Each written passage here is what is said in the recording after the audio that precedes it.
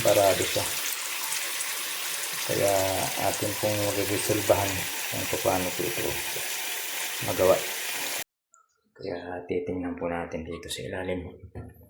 So atin pong tanggalin ito.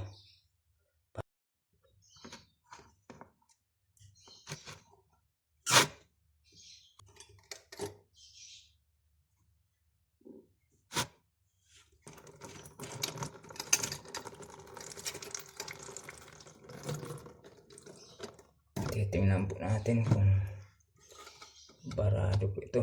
So dito po ang may problema.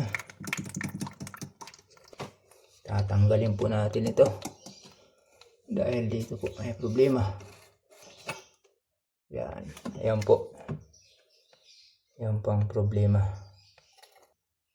So ito po ang problema. Yan.